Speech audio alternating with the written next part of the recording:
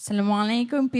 Peace be upon all of you. Thank you so much for being here. My name is Hidayah. I was a corporate journalist. I used to work for CNA and several other magazines, especially indie magazines. I'm guessing that most people here in the music scene, so you might know, you might have seen my stories and my byline before.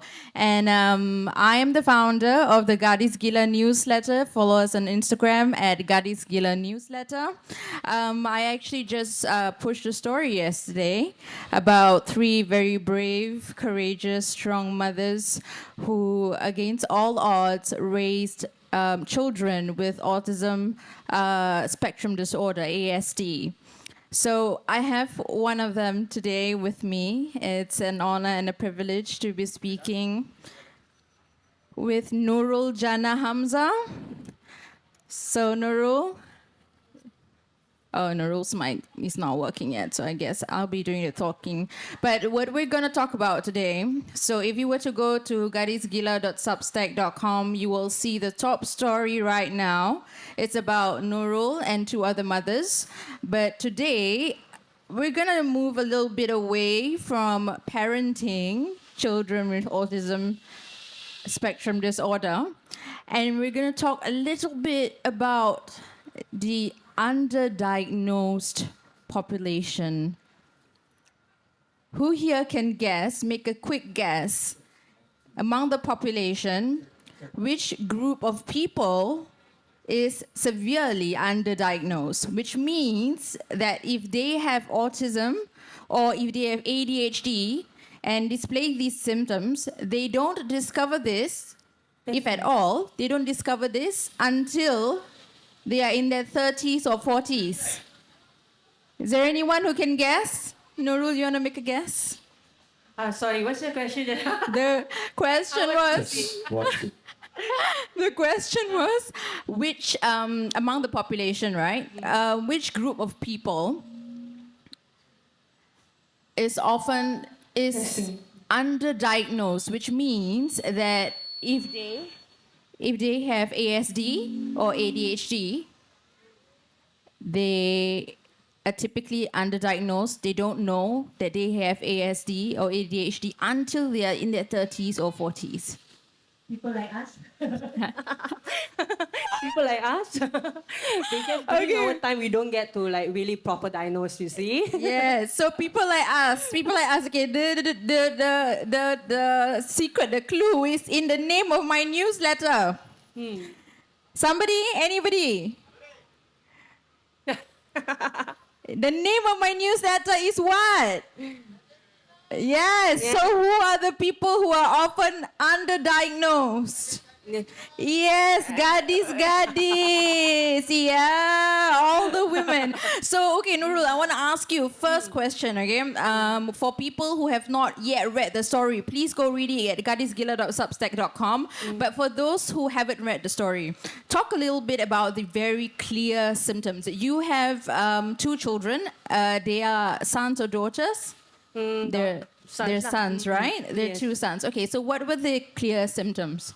Their clear symptoms is they love like flapping sometimes and they're rocking. You know, when I think depends on the sensory issues.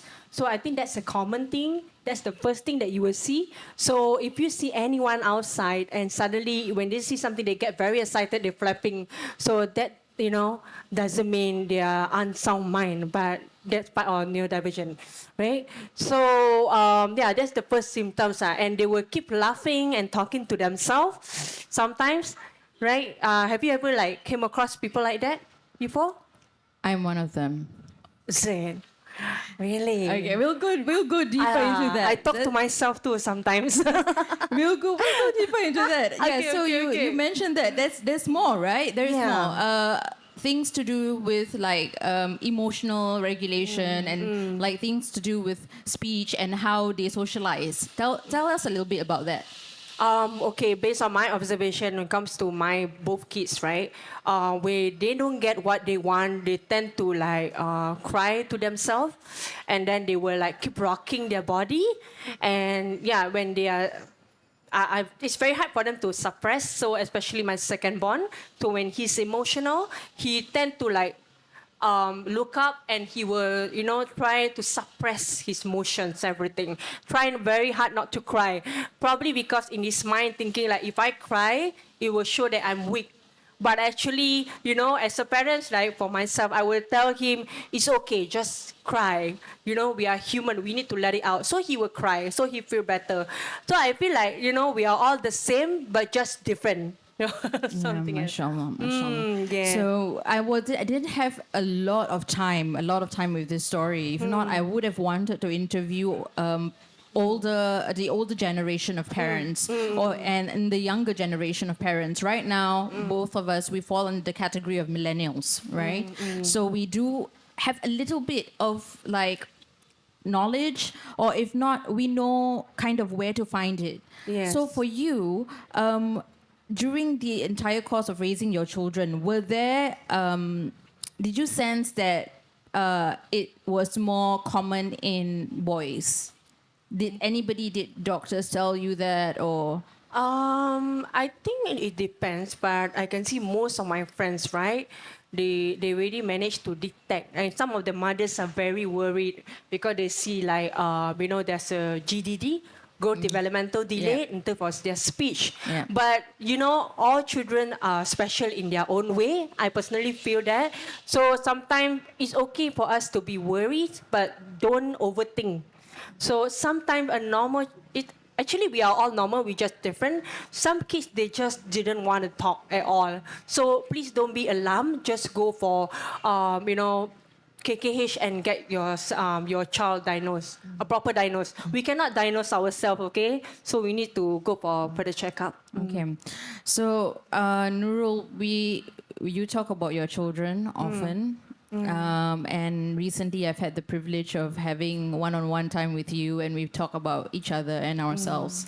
We fall into that category. I mean, your sons are very, very lucky to have you. First of all, your children are very lucky to have you because you really push to find out these things. So the thing you just mentioned about self-diagnosis, the research shows, and this is very recent research, okay? This is from the last 5 years. In fact, I have research from just this year and last year that says that how they detect autism, how they diagnose, the qualifications is based on a male baseline. Really? Yes, because the research was conducted on men. It was mostly men who came up to do the research, and that is why the baseline, the standards for whether you have ASD or ADHD doesn't match with girls. And so a lot of girls go undiagnosed. This is one of the reasons. And it's another reason, if you really think about it, a lot of the products, including your mobile phone and cars, are not designed for women. Look at the phones. The phones are getting bigger, but women's hands are not getting bigger. And women, research shows that women are more likely to get injured or suffer death in car accidents just because of the way that cars are built. Okay. So let's talk a little bit about our childhood, okay? You mentioned that you mentioned in one of our conversations that you used to suppress your crying. Yes, you are right. And did anybody kind of tell you it's okay, you can just let it out, you'll feel better the same way you did for your son Aryan? No, no one. So I have to learn everything myself. So I read a lot of self-help books. Yeah, so that's us. Okay, so you just confirmed the research. Because women and girls, we tend to go out and look for answers ourselves, and we socialize more. Yes. And more, I want now. Let's go towards the music part of things. Okay, this is interesting because. Okay, tell me, what kind of music do you listen to when you're doing household chores? Okay, I like those high beats. Like you can dance. because when I feel like it keeps me going and get things done faster, especially when you clean the house, right? You do anything. So I feel like it motivates me like, okay, I can do it. I can do it. You know, it doesn't like too quiet or silent. I don't know. I just need music to keep me going. Yes. And is the beats? Is the Yes, beat? the beats, the high right? beats. Okay. What are some genres? And are they lyrical? Do they have It doesn't have to be lyricals. Or like, for example, the song that doesn't make sense right now is the APT. Yeah. But everybody were dancing, right? So actually, you do not know what the song's all about. Yeah. The beats. The Yeah. beats that keep me going, yes. Yes, and it's a repetition, right? Yeah, repetition. Okay, so I do a lot of virtual co-working, and virtual co-working platforms, right? They are specially designed for people with ADHD tendencies. And it turns out that almost everybody has some kind of ADHD tendency.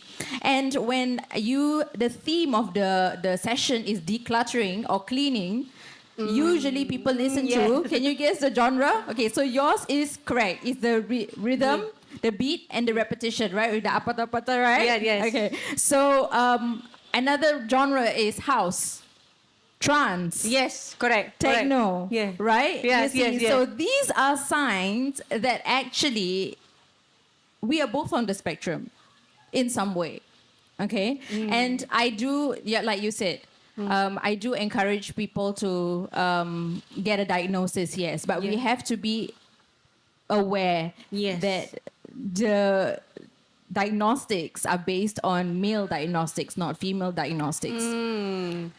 Yes, make a lot of sense. Whatever you say. How long you have done the research? Very, very long. Actually, all my life. Uh-huh. Because I did mention that when I was 10, I sensed that something was amiss. So girls and women tend to internalize their problems. Like for men and boys, they kind of show it. They show it. If they feel aggressive, they show it, right? But for us, it becomes anxiety and depression. It's called masking. Yeah, because we women tend to be emotional, right? So in a way for us to, like you say, masking, we have to like listen to music probably, right? And we will find a solution like, how do I, ease myself up, like make myself feel better. We find a solution, something like that, right? That's Yeah, I masking. mean, NURUL, you've been through a lot. You've been through a lot, okay? Yeah. And you've been through a lot in a man's world. Okay? True. Can you think about one moment that was very overwhelming for you, Yeah. and you had to kind of control yourself? Oh, yeah, it was really tough until that leads to depression, though. Yeah. Yeah. That leads to depression, yes. So, think about one moment and think about how you responded in that moment. Respond to, you mean the feelings? Like an aggressive kind of situation. I just keep myself, quiet and just, control my emotion, because sometimes if I follow too much emotion, then I think I will destroy so many people. Right? Something like that. You can feel like, because your mouth is like, in a way, like a power, So when you say something, you need to really control yourself. So I really control myself not to let my emotion get the best out of me. But it's not easy, because not everybody can do it. But with a lot of practice, we can do it. So yeah, that's how I suppress myself. But it's not a good thing, Yes, it's not a good mashallah. thing. Don't suppress yourself. MashaAllah. You see, this is the thing about calling people strong. Yeah. Softness is also strength. Yes, I have a social worker. Okay, time to time they were actually like every month. Last time used to be every week, but now it's like every month they will talk to me to check on my mental health, to see if I'm okay. Yeah, because she asked me, so any problems so far? So do you encounter something? So I said, no, I'm good. So do you have any issues? So how do you let out your problem? Do you have anyone to talk to? So then at first I didn't really understand, because you are so used to suppress your emotions so much that you feel like, nobody gonna care about how I feel. Something like that. So when social worker asked me like, okay, how do you let out how your frustration? How do? Then I was like, why you keep asking me the same question when I tell you like I'm okay, I'm okay. No, Nurul, you have to have an outlet to let it out, so you feel better. Then I was like, then I sit and think probably because I never listen to music, it makes me feel better. Then I do housework, something like that. So yeah, maybe that will make me feel better. I find it sometimes like very strange because some women, like my friend, they need somebody to talk to. But for me, I don't. I just keep everything to myself. Yeah, but that's not really a good thing. Okay, you need to talk to someone. Otherwise, you will die few nights. Do you have you ever gone through personality assessment? Like, do you consider yourself an introvert or an extrovert? And consider yourself right now. Right Okay. now, are you introvert or extrovert? I'm extrovert. Okay. Yes. So typically, therapists will say that extroverts they process their thoughts and emotions. They Yeah. process by speaking out loud. Ah, okay. So if you notice, a lot of my coaches like to do this. I will ask them a question. Yes. And then because they give you the space to talk, right? They Yes. keep asking you, Nurul, how are you feeling? Nurul, Yeah. like, how is this? How is that? They keep pushing you. Yes. And when you finally talk, you end up answering your own question. Do you notice that? Yes. Do you notice that? Yes. So that's extroversion. And now I'm keen to know, because you're a full-time content creator, you're a professional influencer. Oh, This don't is say your that. work. This is your work, yeah? This is your work. This is your career, and you're very good at it. But when you were 12 or 11, Yeah. were you the same way? Were you talkative? To be honest, at that age, I was considered like introvert. I don't really talk much. I observe a lot.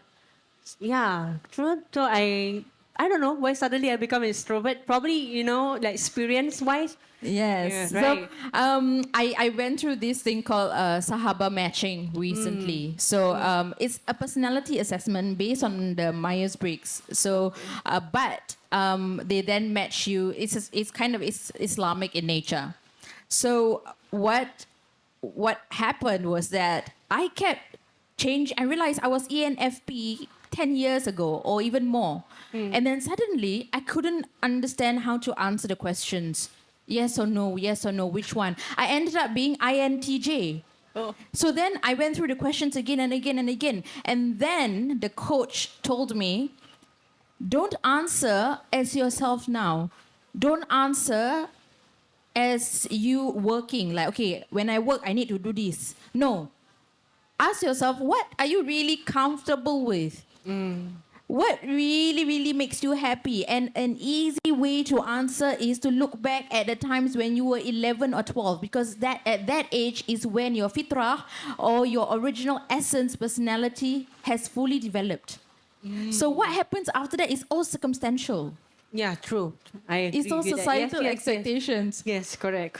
So shall we go back? So Yes. so extroversion. Now you're extroverted because of circumstances, and you had to speak up for your children. Yes. But actually, when you were younger, you I was preferred. considered introvert. I don't really want to get involved with people problems. I will excuse myself. Okay, bye. That's not my problem. But now, probably because when you are mother, then it somehow molds you to become, someone responsible.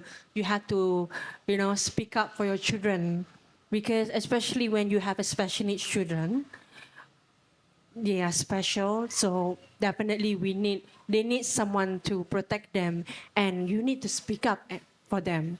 Yeah, of course, speak up for the right thing, not for the bad thing. Sometimes we need to keep educating people around you, but you don't have to be like everyone.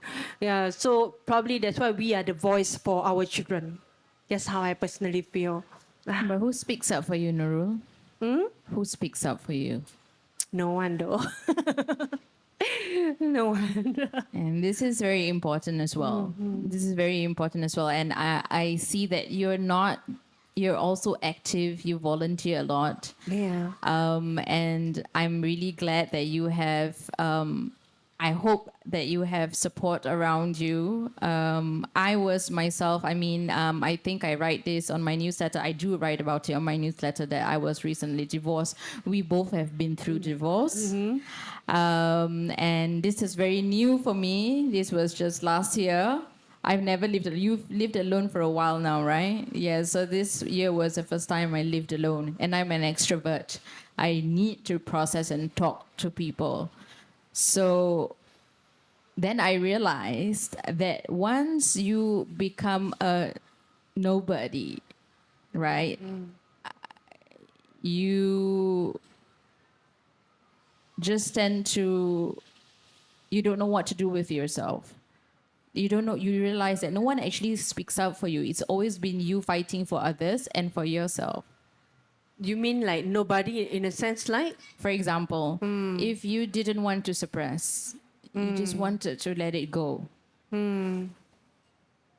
Sometimes maybe we need to train our mind because I'm a rational thinker, okay? Yeah. Because based on my MBTI, I am ENTJ. Yeah. Okay. So maybe probably you have to think something like rational. You cannot like think so much emotion. That's where, you know, I like to suppress. Then sometimes I have struggles, you know, to understand someone else. Emotions sometimes, but I'm learning as well. Probably because you are so used to keeping everything to yourself, and when somebody cry in front of you, you like, how do I react this?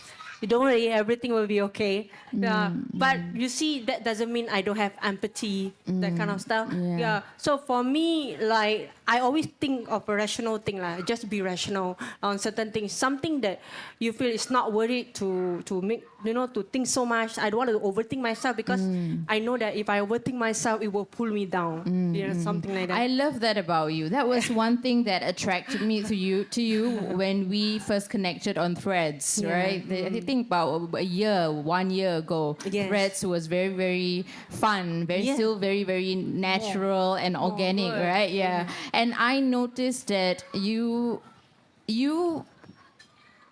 were extroverted in the sense that you kind of made it very clear what boundaries were. Yes. You know, to people. You made it very clear.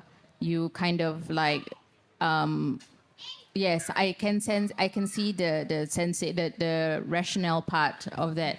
So does that does that help? Like, is it suppressing or is it regulating? Actually, I think it might be a good thing. Actually, it's not that you cannot talk to anyone. I do talk to people about my problem, but selectively. You have to choose the right people. Yes, like, for yes, example, yes. my partner here, she's supporting me like in terms of my emotions. Sometimes I need to let it out. Then I need like, you know, another person perspective. So I was like, what do you think? Do you think I'm an overthinker? So I can just omit, you know, my feelings. No, I'm going to throw this away. So, then my partner she's a INFJ, okay? So he's Robert, and he always like, he's a people person. So he always like try to understand people problems. So I need his perspective, his opinions. Do you think I'm an overthinker? Do you think, you know, I'm going over the board? Then he would tell me, yes, a little. No, you're doing good. It's fine. So I will ask some, you know, like someone opinion, someone that matters to me. They, you know, especially when you are strong in social media, because there will always be a lot of people will be giving their opinion, their comments when they actually don't need to. People always have something to say. So that's where I need to be mentally strong.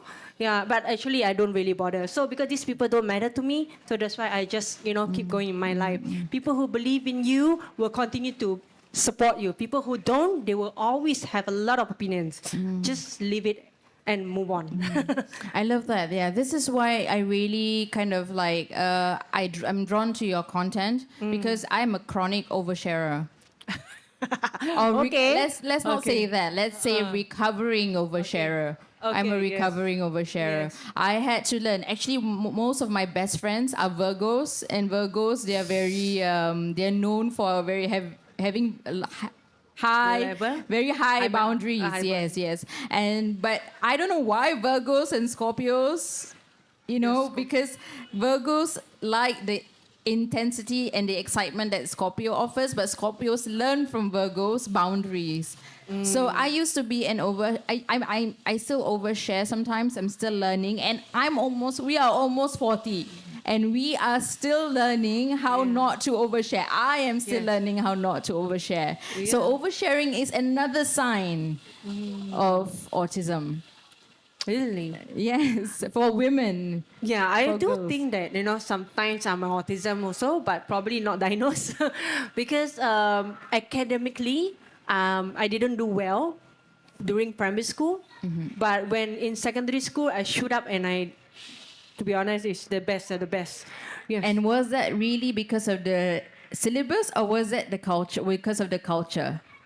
Culture, maybe? Yes, Exactly. culture. Exactly. So you see, the culture is very important. Perhaps the culture was very accepting. You thrived because there were things that stimulated you. You were happy. And this is what I want to go back to, I think. Are we going over time, or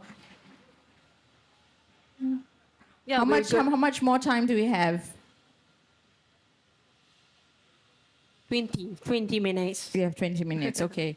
So let me go back to my questions, because I think we will end up talking about everything under the sun. Yes. Okay, let's go and let's actually look at the different symptoms. Okay. So again, we're not encouraging you to self-diagnose, but we do encourage that you get experts' opinions, several if you can. There are free services available. There is free therapy available. Please, maybe Nurul, if you have a little bit of information about that, like you volunteer, so you know where are some places where people might be able to seek help. There's actually like everywhere on the website. You mean like mental health? Yes, to check on. Mental health, yeah, because there's a website for it. Let me check. Because for me, mental health, if you Google it, you can actually go to, to those who have like, who cannot afford to, to go to the expensive therapy private, you can go to the polyclinic and get referral from there, and they will refer to you. So yeah. And so they will refer you to hospitals, right? Yes. In fact, right, when you reach out to them, they will give you a different approach. Like, thank you for reaching out to us. Thank you so much for making the first step to reach out to us. So yeah, so don't. And this don't was not the hesitate. case before? Yes, that was me. Like last year, I actually reached out to Bedok Polyclinic. Yeah, over there, I think they do have like free assessment for you to do it. You can actually Google it. Okay, and also there are several organizations. Okay, so where I'm speaking to women here, but this also applies to men. Yes. PPIS, for example, is one of the organizations. I was an advisor for PPIS for 9 years, and I'm actually still going through therapy with them. Oh, Yes, okay. and it is very, very affordable. They look at your pay scale, and they also beyond, because sometimes it's just black and white. I want to see your pay slip. Okay, based on your pay slip, this is how we will charge. But my personal experience with some of these organizations is that they also ask you, what's your financial situation really like? Because maybe you bought balik $4,000, Yes. okay? But then the $4,000, maybe you're renting. Maybe you are paying alimony. Huh? Oh, okay. Maybe you're paying child maintenance. Maybe you are taking care of the elderly. You're paying for your Yes. parents' medication, hospital bills. So these are the things. Okay. So you want. Makes sense. Yeah, so this is accessibility, because it's not. And just remember, if you do go to the hospitals, right? At the end of the day, you tap on your MediSave and all of that. It's still expense, right? Yes. Because all of this will go into your retirement account. Okay, I'm just sharing what I've learned. So all of this will go into your retirement account. But there are some ground up initiatives where it's truly, truly either free, or it could be as cheap as $10, $20 per session. Okay. And they go really in depth. Do you think that if this had been more accessible to us in the past, we would be very different people now? Probably because we are not open to those, right? But now I feel like now generation, they are much more like, how do you say that? Right? Like they are more open about their mental, health situation. And do you know why? Yeah. Do you know why? Not so sure actually. Is it because they want to be heard? So it's not about the individuals. Now society is more accepting of this, Oh, right? yes, but yes. why is society suddenly more accepting? It's quite sudden if you think about it, right? Like Yes. post-COVID especially. Before Oh, COVID, yes. a lot of Yes. companies didn't have mental health coverage. If you really think about it. Yes. During COVID, yeah. You cannot go and take MC and say, I am depressed. I cannot get out of bed. They will just say they will just assume you want to, you want to king. You want to king lah. Why is this? Why is this nonsense? So people lie. People say they have a cough or whatever. But then sometimes you just can't, especially if you have anxiety symptoms. So if you get anxious last time, will you go to the doctor and say, I'm anxious, I need MC? No. No. I just like take a pill and like chill. Yeah, exactly. Exactly. See, you can't tell them that, but now you can. And why is that so? It's because of people like you. Because you spoke up. Even though it is not in your nature, you are an observer, you are an introvert.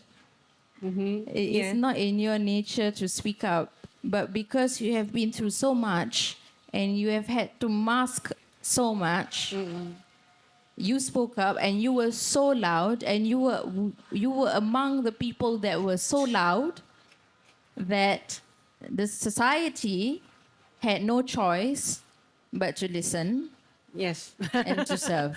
Yes. Of course, they have to listen. Who else, right, gonna listen? And that is the resistance, right? Overall resistance. Yeah. That's what resistance means. Yes. I know resistance now has a connotation and it links to something else, right? But this is also resistance. Yeah. And Today to be like, like now we are here at PLUSSANTAI. Actually, this is my first time know about this event. yeah. Yeah. So when this individual reached out to me about this PLUSSANTAI, I was like, wow, they do have this kind of event. And then it's good to see because I actually view their Instagram. And then I was like looking at, oh, okay, there's a part of music and there's art and also there's a booth. And then, and then I find it very interesting. I didn't expect that, the young generation also supporting this special cause. Well, that's amazing, like to see everyone sitting here and then they're playing chess and there's music. And I like, that kind of support. I feel like, during back then, when I first discovered about this autism, I actually had no clue how to deal with it. So it's something new to the society. So when I, keep telling people that my son is special, my son is autism, he cannot hear a lot of noise, only certain music he can listen, people don't understand me. They feel like, what's so special? Like, what is it? Wait, why your son is flapping? Why your son is rocking? It doesn't look like a normal people. You define me normal people. How does normal people look like? Like to me, like we are all the same. Okay. So this is for the society. So the tagline for PLUSSANTAI, they're very musically inclined. The PLUSSANTAI organizers, they're musically inclined. And then the tagline for this event, to jam with love, is honor the Stim. Okay, Yes. so Stim, as you know, is short for stimulation. And I think the general idea that we want to talk about is that when we keep telling people everybody's special. So my brother has Asperger's, and Okay. I have I'm on the spectrum as well. Actually, it's very interesting how I raised my brother was, you're not special. My parents kept telling him, "You're special, you're special, you're special." But I told him, "You are not special. Everyone is special." Yes. And I'm going to wrap it up with this article. I think you can Google it. Just BBC normal brain. If you were to just Google right now, BBC normal brain, the first article in the results, the headline is "Why There Is No Such Thing as a Normal Brain." So nowadays the trend is to use the word neurodivergent. That's inclusive because it's telling you there's no such thing as normal or neurotypical. Yeah, that made a lot of sense. Because now when we tell people they are special, don't understand. But you say everybody is special. You are also special. Yeah. If they ask you why is your son flapping hands, then you ask them why is your hair like that. Yeah. Then you ask them how come you drink your coffee like that. Why are you left-handed? How come everybody right-handed, you are left-handed? Correct or not? Yeah. It's the same thing. So I just wanted to thank you, first of all, for speaking with me. I wanted to thank PLUSSANTAI also for inviting the both of us. Do you have any last words with regard to honoring the stimulation or with regard to ASC in general? Do you have a message from a mom to anyone out there who's listening? Okay, just this message to everyone here that if you see anyone flapping or rocking or maybe talking to themselves, please understand that we are all special in our own ways. They are no different than us. So never judge people too quickly. Just take the time to understand why this person reacts such, and never think that some people are unsound mind. Okay, so we are all born special. We are all special in our own ways. So look out for each other.